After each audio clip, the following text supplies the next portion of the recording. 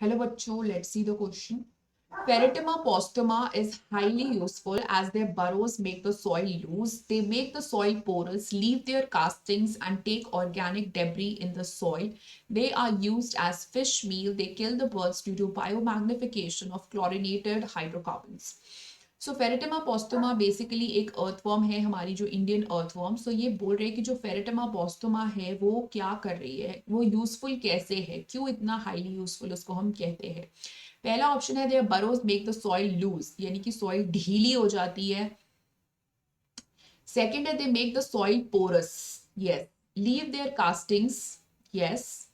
And take the organic debris in the soil, बिल्कुल सही बात है. तो इसकी वजह से इतना यूजफुल होती है. एक्चुअली क्या होता है कि जो इनको फ्रेंड्स ऑफ फार्मर्स भी बोला जाता है, क्योंकि ये जो बरो करते हैं सॉइल के अंदर तो ये उसको पोरस बना देते हैं, यानी बहुत सारे पोर्स हो जाएंगे मिट्टी के अंदर. तो जिसकी वजह से क्या होता है, एयर और मॉइस्चर इजीली अब्सॉर्ब कर लेगा. और आपको पता है कि जो सॉइल के नीचे यानी जो प्लांट के रूट्स प्रेजेंट होते हैं इस तरीके से, और ये जैसे मान लीजिए कोई फ्लावर आई मीन प्लांट है, तो अगर ये सॉइल को बेहतर तरीके से वाटर मतलब ये रूट्स को अगर बेहतर तरीके से वाटर और मॉइस्चर और एयर मिलेगा तो ये इजीली ग्रो करेगा ना. मतलब ये तो अच्छी बात है प्लांट के लिए. तो ये फर्टिलिटी भी इंक्रीज कर रहा है. लीव देयर कास्टिंग्स, जो कि बहुत ही हाईली फर्टाइल हो जाता है. तो सॉइल को ये पोरस तो बनाता ही है, जिसकी वजह से एयर मॉइस्चर सब अच्छे से सॉइल में पेनिट्रेट कर पाएगा. एंड फर्टिलिटी भी इंक्रीज करा देता है ये सॉइल की. तो सॉइल बहुत फर्टाइल हो जाएगा, इसलिए हमारे फ्रेंड्स होते हैं ये.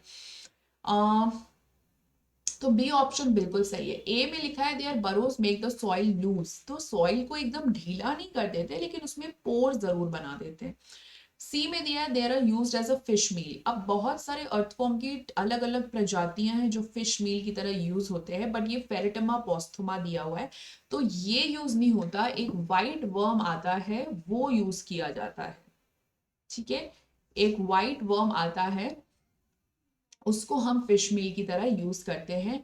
और डी में दिया हुआ है दे किल द बर्ड्स, ये बर्ड्स की मौत का कारण बनते हैं due to biomagnification of chlorinated hydrocarbons.